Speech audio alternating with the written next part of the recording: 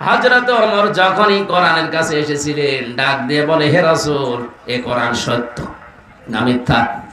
নবীজি যখন বললেন এটা হক আল্লাহর পক্ষ থেকে, উনি বললেন সত্য জিনিস আমি এভাবে চেপে রাখতে পারি না, আপনি আমাকে অনুমতি দিন, আমি কাবার চত্বরে একটা মিছিল করব।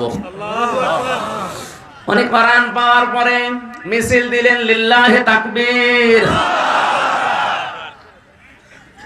মক্কার লোকেরা চিন্তা করছে কাবার চত্বরে আল্লাহু আকবার, এত জোরে তাকবীর দেয় কার বাবার সন্তানের এত বড় বুকের পাঠা। জানালা দিয়ে দরজা দিয়ে মুখ বের করে দেখে মিছিলের সামনে হযরত ওমর।